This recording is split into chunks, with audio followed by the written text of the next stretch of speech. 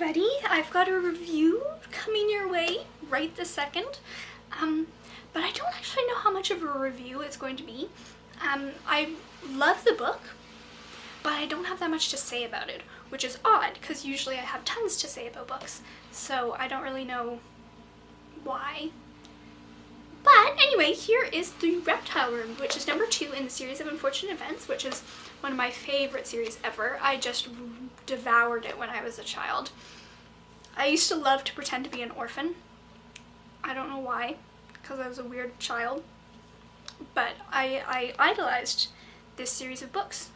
Anyway, so this is the second in the series of Unfortunate Events, and it doesn't really stand out for me. I'm gotta say, it's the biggest thing that it does for the series is it gives the Baudelaire orphans a glimpse at a happy life. So I'll back up a bit and tell you a bit about what happens in the story. So the Baudelaires, we left them after they have just been horribly mistreated by Count Olaf, and they were living with him and things didn't work out, obviously, thank goodness, and they're looking for a new guardian. So they found his name is Dr. Montgomery. So they found him, and he is quite an ideal guardian for these 3 children, Violet, Klaus, and Sunny, in case you're not familiar with them. They are the main characters of this series. And so he's a really, really amazing guardian. He invites them in with cake, he gives them their own bedrooms, he is gonna take them to Peru on this expedition because he's a snake scientist, which is called herpetologist, in case anyone wanted to know. I think it's called herpetologist anyway. And he's just a really great, bubbly, cheerful character, and he brings a lot of light to the lives of the Baudelaire orphans. Unfortunately, Count Olaf comes back into the picture, and actually, okay, spoilers!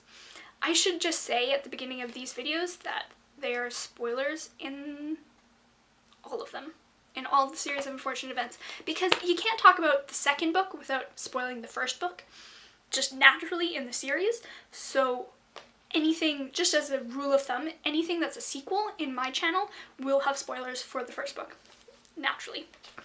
Anyway, so Count Olaf comes in disguised as Stefano, and he pretends to be Dr. Montgomery's new sneak assistant guy, reptile assistant. And the kids obviously see right through the disguise, and they're like, just show him your ankle tattoo and you'll be outed or whatever, but he has covered up his ankle tattoo. As for those of you who don't know, on his ankle, I'm not sure whether it's left or right, but it doesn't really matter, he's got a tattoo of an eye.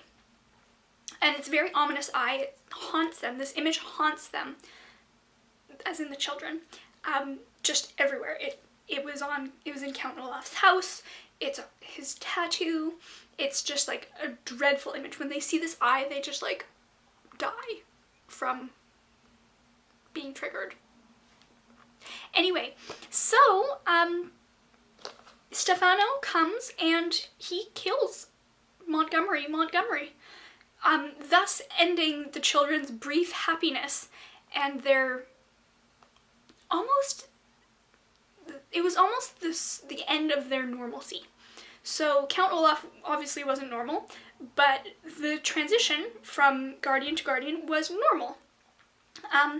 From this point on, they sort of will go on the run, and things will happen, and things become way less normal, and more out there and sort of ridiculous in that sort of sense.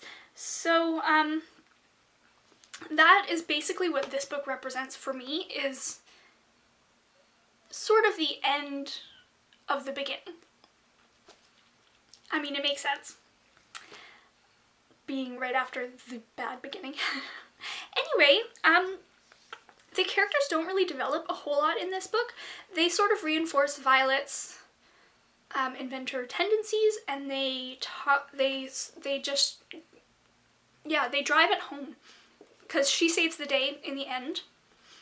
I guess I should explain the ending. The ending, Stefano gets away, and Montgomery's dead, and the orphans have to go live with another guardian, which leads into the third book, The Wide Window, which I'm currently reading right now. And so that's the ending. And the book is probably my least favorite of the entire series, just because it's one of the more normal ones. It's not the nostalgic starting point, which is The Bad Beginning. That's why I like The Bad Beginning, is because it's so nostalgic and you just are transported back into the shoes of the Baudelaires at their very beginning of their journey. And then as you go on through the series, they get more creative. Lemony Snicket gets more creative with a lot of his plots and the solutions to their problems.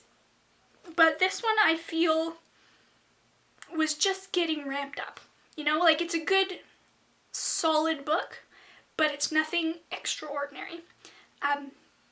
But read it anyway, because it's part of the Great Series, and, you know, I should call it that, the Great Series.